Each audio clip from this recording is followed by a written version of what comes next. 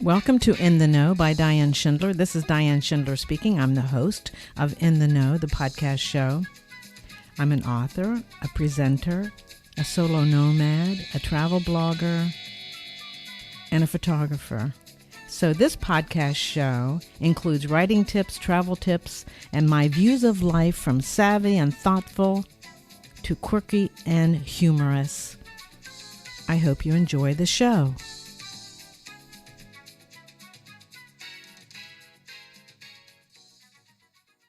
We received a lot of feedback and comments about last month's episode, Dialogue 101.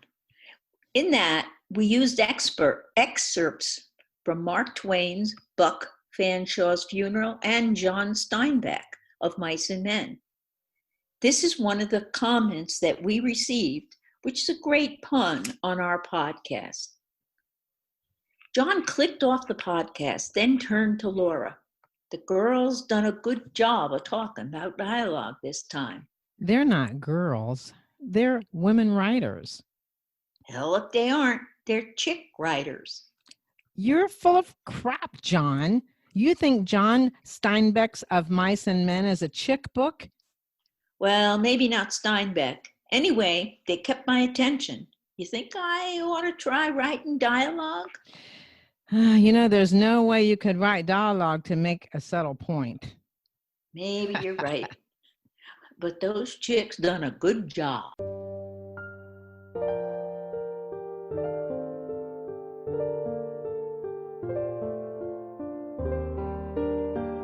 This is Bona's Bite-Sized Nuggets, Dialogue 102 with Bona Hayes and me, Diann Schindler. Bona and I have worked together over the past almost 6 months now. We've had a great time. Meanwhile, her editing responsibilities have increased, so she needs more time for her clients. Well, that's a bummer, but I understand. So she won't be doing Bona's Bite-Sized Nuggets anymore. This is the last one. But, I promise you, I will convince her to come back and speak a few more times on In the Know. Meanwhile, I'll have in the program notes her address, her email address. Write to her if you have any questions about editing. She will be happy to respond. Of course, as I said, I will be continuing In the Know. I'll be focusing on writing tips and maybe even travel tips, even though we're in the era of COVID. I'll be posting quirky and fun podcasts. Listen for the October 1st podcast. It's entitled Escape into Small Town Genre, Books and Movies. Meanwhile, I'm offering a special treat to authors, bloggers, singers, speakers, anyone who might need a media kit. I've created a media kit list that includes 8 items you need for your media kit. I will have a link in the show notes to my media kit that's on my website. If you would like a free copy of the media kit list, please write to me at Diann Abroad and put media kit list in the subject line, and I'm happy to send you this free media kit list. Now, let's get back to Bona and Dialogue 102.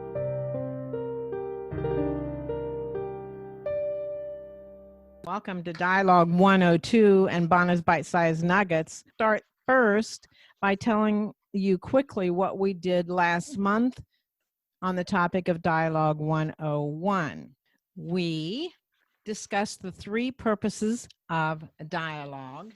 The purpose of dialogue is to move the story forward, reveal more about the character, and reveal the relationships between and among characters. And we also went into the application of those purposes. That is to say, so last week we talked about dialogue. It was Dialogue 101, and we identified the 3 purposes of dialogue. And the 3 purposes, to remind you, are to move the story forward, to reveal more about character, and to reveal the relationship between and among characters. We also said and touched on the way in which to write dialogue to achieve those purposes. And you do that by word choice, cadence, pet words or phrases, and reactions to stress, shock, and excitement. Now, today we're going to elaborate on those 4 ways in which to write dialogue to achieve purpose. And we're going to start with tags because you have a question about tags, right, Bona? Right. One of the comments that we got was from one of our subscribers who asked us to go into more detail about tags because it's one of her favorite writing topics. So we contacted our friend Marjorie Spears in Vancouver, Washington, for more detail about that. And her response was that in general, a conversation that goes blah, blah, blah, he said, blah, blah, blah, she said, and then continues with that same back and forth is deadly. If both the conversation and the lines within it are short, the reader should be able to follow the back and forth without tags. And if the conversation is longer, the speakers can be identified by their actions in order to avoid the constant use of tags. The main thing is that tags should be as unobtrusive as possible.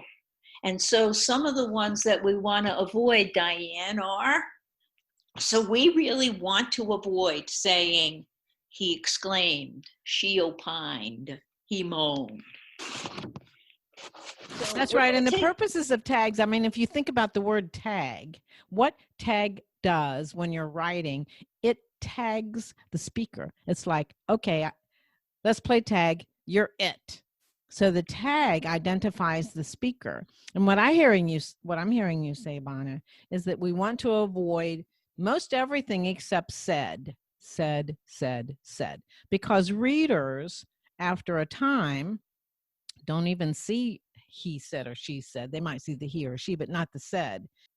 Or the lead-in with, you can intersperse the dialogue with physical reactions and physical comments and observations. So, for example, here's a little bit of dialogue between 2 people. They're dancing together, and there's a little bit of action, but there's really only one tag at the beginning, at the end of the conversation. Julia spoke in his ear. So are you the baby brother? Dan stepped away from her without letting go. I guess so. Bill's always been 3 years ahead of me, no matter what I do. What do you do? For a living, I mean. I'm a graphic designer.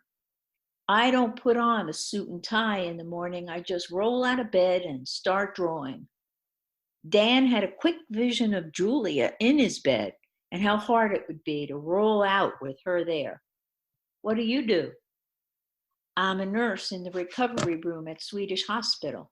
What shift? Days. Good. Julia laughed into his shoulder, then pulled back and said, let's sit down. Try it, Diann, reading it with all the tags attached to it that slow it down. I'm a nurse in the recovery room at Swedish Hospital, she said. What shift? He said. Days, she replied. Good, he said. So, you don't need the he said, he should, all that around that, because it just slows it down. And certainly not he replied. I know. And it's a key notice. It's a key telling sign for an amateur writer. So when you get better at writing, you're also going to get better at the tags. That's right. And the other thing that happened in the first section that you read is that there were, outside the dialogue, there was exposition, so to speak, or ways in which to describe the internal dialogue. That is to say, the words that weren't spoken, what the characters were thinking or what they were doing. And that way, you don't have to say she said, he said, because it's clear with the surrounding descriptors. Good. So there you have tags, Marjorie. Yes, and thanks for bringing it to our attention. Yeah, we're going to have Marjorie information in the show notes. She's got a wonderful blog that she writes. I'm talking about monomouth. Is that what I'm doing? Yes. I Here comes. borrowed that term. Maybe it's called plagiarizing. I borrowed that term from two writers who are very successful, and they have a podcast called careerauthor.com. And they used the word monomouth when they were talking about dialogue one time, and it was just really hit home with me. And you know, mono means single, alone, one, mouth. I think we know what that means. And so when they described, they said you need to avoid monomouth when you're writing dialogue.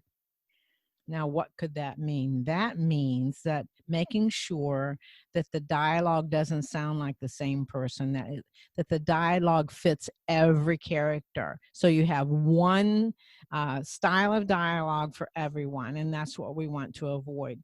It's like Jell-O. So you could make lime Jell-O, cherry Jell-O, and strawberry Jell-O, and pour it in one great big bowl and mix it up, and it will come out a brand new Jell-O. One that no one will want to eat. I know. And you look at the color of those, it's probably going to be brown. Who's going to eat that? So if you put, different flavors of Jell-O together in one, I mean, it's not a lot of difference. And so it's going to come out ugly and not very impressive. If you make Jell-O like my mother with lime Jell-O, that's the lime green Jell-O, and you put cream cheese in it in a bowl, mix it all up with a little bit of chopped celery, you're not going to come up with monomouth Jell-O because the cream cheese kind of floats to the top and settles at the top, and then you have that crunchy celery. I'm not suggesting that you make Jell-O like this. I'm just saying my mother made it. We ate the damn Jell-O. We had it for special occasions. Anyway, so just a little humor today. Let me make the analogy here, though. So the thing is, your characters need to be smooth. They need to be flavorful. They need to be crunchy. Each one has to stand out in its own unique way. That's right. Like your mother's Jell-O salad, not like something else. So monomouth, I really think that that's a good word to remember. Okay. And what's one of the ways that you can avoid that? Well, you can avoid that by having character sketches for your characters. Yeah, the backstory, the character's backstory. Mm-hmm.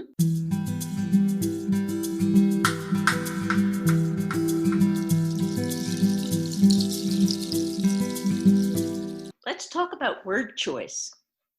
That's such an important way to make characters stand out in their own unique way. There are books whose characters stay with you long after you've read the story. You have to ask yourself, well, why? Why do I go back to that book again and again? Frequently, the characters stand out because the words that are used in those books showcase the personalities of the characters. Different people describe the same scene with uniquely different descriptions. The character is shown through the words they use. You start with a character sketch and include the type of words that they use. Slang, common words, shortened words, idioms, and each character needs to sound different from the other. We're going to deviate just a little bit from the written book to illustrate this point of word choice, because most people are so familiar with the movie It's a Wonderful Life. It's an ode to middle America. That movie features the speech patterns of common folk. From the very first page, where the heavenly angels discuss Clarence and how he hasn't got his wings yet, to George's last line of dialogue, "Attaboy, Clarence."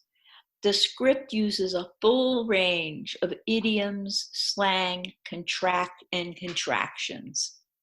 There's a wonderfully kind taxi driver named Ernie, but Ernie changes after George wishes he had never been born yet. And the way the character changes is illustrated in his word choice.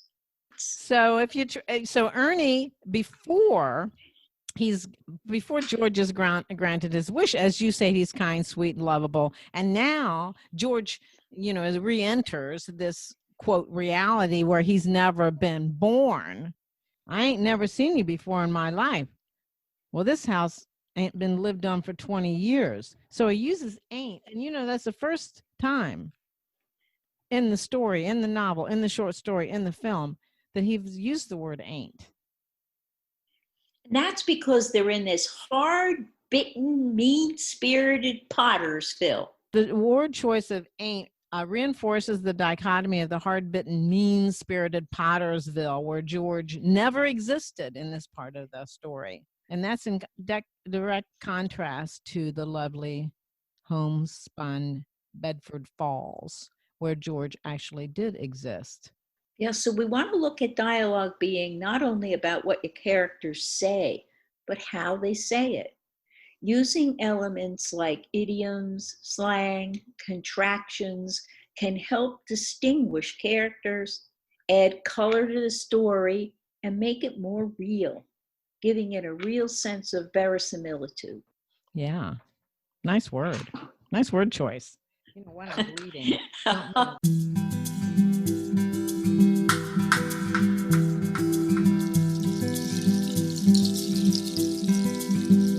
Going on to cadence. When I think of cadence, I was in the marching band, played French horn in high school. Let me tell you something. When you played French horn, when I was in high school, playing French horn in the marching band with the wool suit on, right alongside the cheerleaders with little short skirts. So it wasn't a popular. That's way too much information, but but that's pretty funny because everybody can identify with the marching band. I was a cheerleader in the 7th grade, but this was high school, junior high and high school. But in the marching band, you and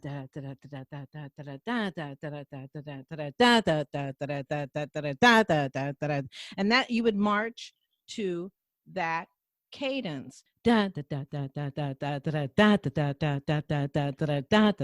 So when you think of cadence, you're thinking about what's the rhythm of the dialogue? What's the rhythm? And what's the speed, right? What's the speed? It sounds like if I were watching that movie Drumline, it'd be right? Yeah, really good. So movie. Cadence changes the speed at which the scene is read, and it also allows the writer to share with the reader the character's feelings.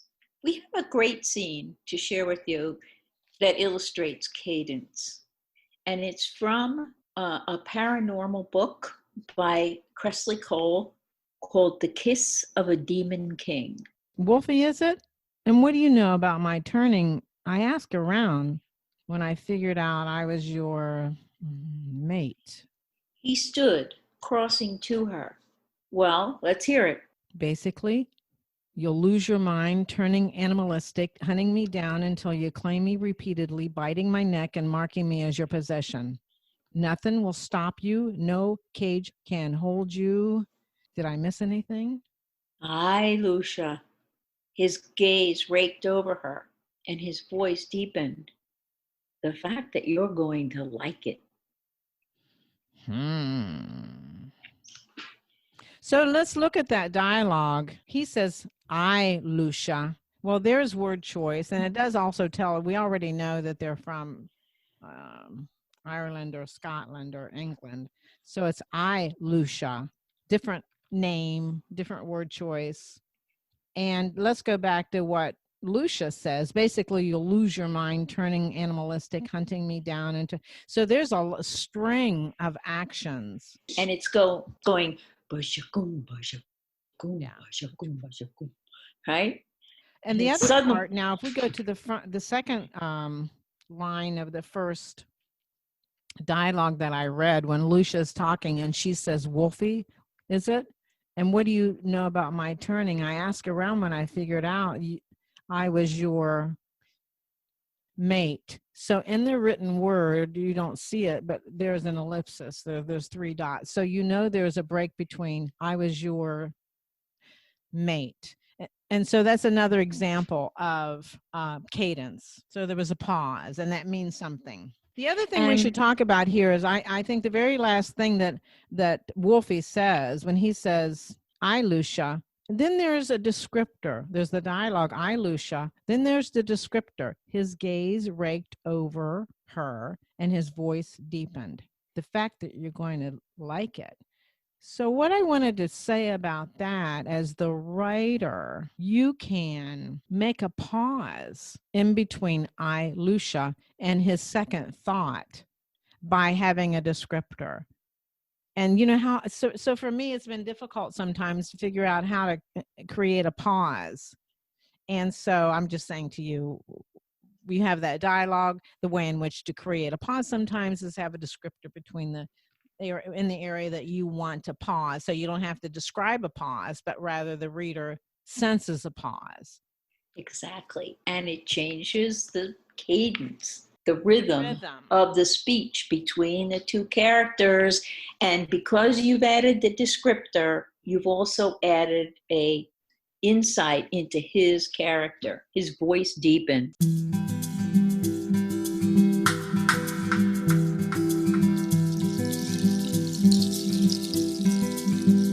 So let's talk about pet words. Pet words. A way to identify a unique character is by the words that they choose to use. Or a way to identify that it's a different character in the story is by having that character choose certain words to use.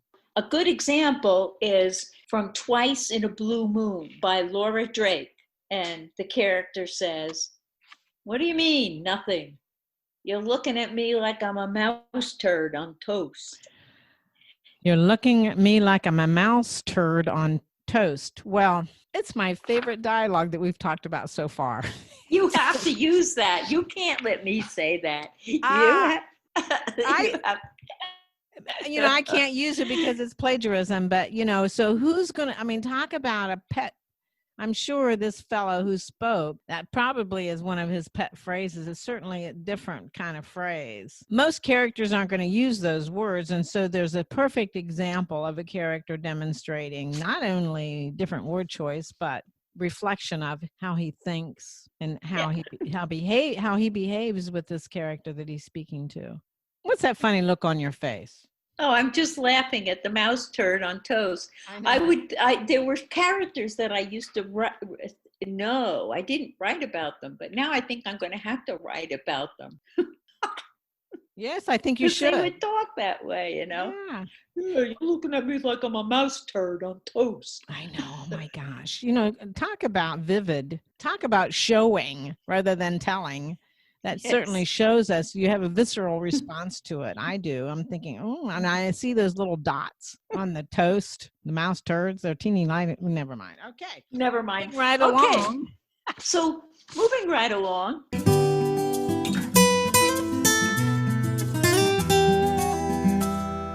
We have to talk about one more thing that's really important.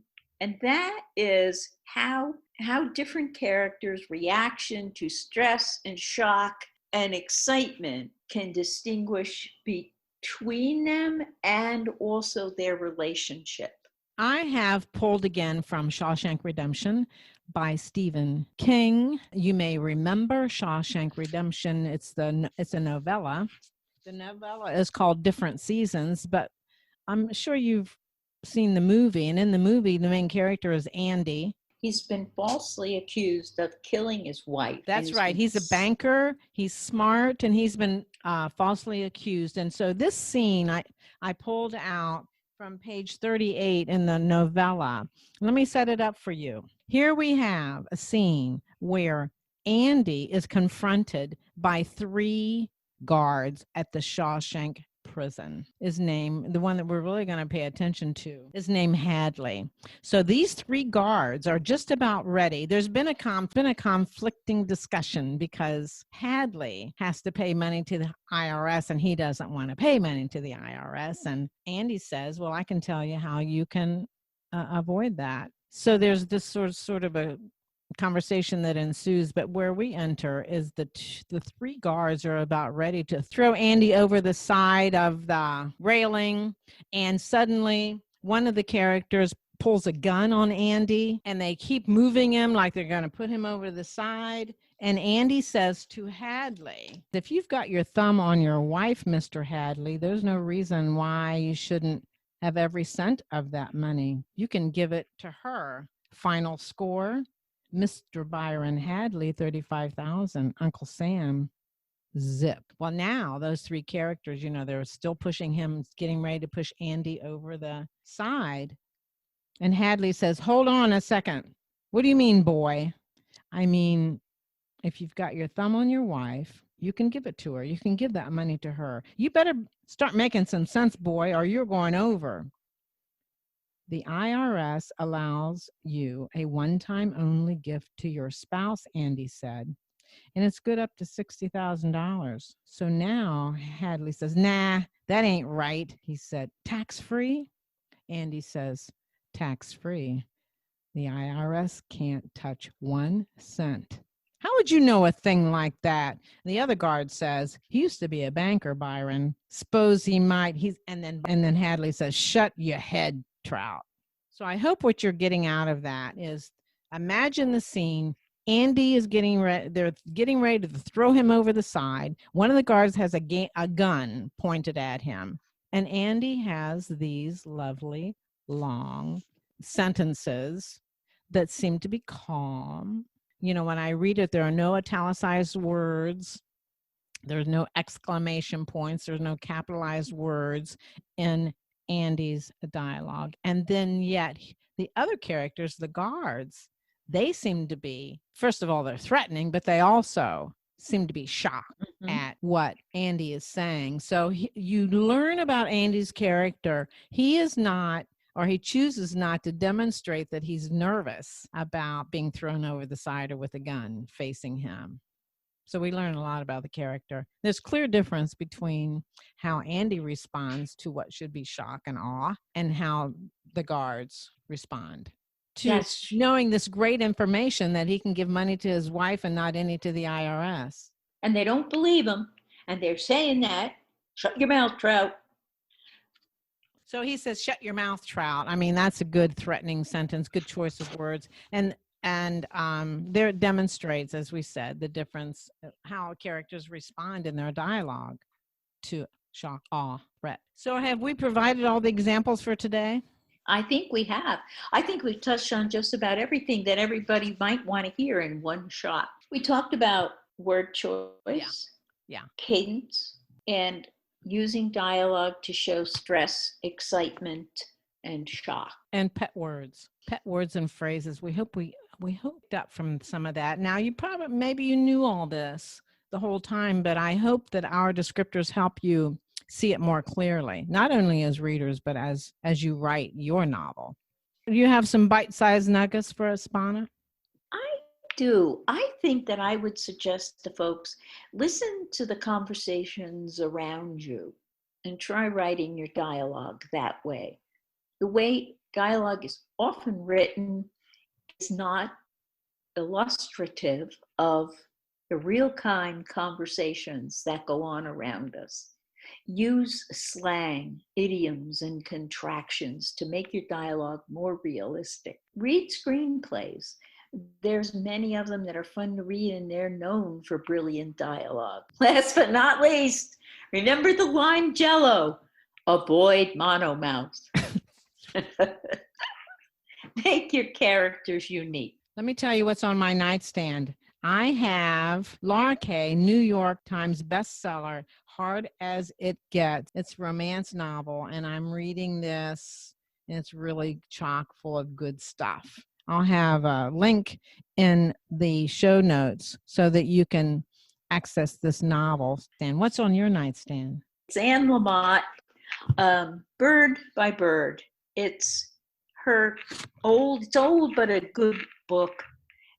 It's a guide for writers. She's one of my favorite writers. Great. And we'll have a link to the program notes to that book. Okay, well, good. We covered, this was Dialogue 102. This is our last bonus bite-sized nugget. We thought we had kind of exhausted what we wanted to talk about right now in terms of writing.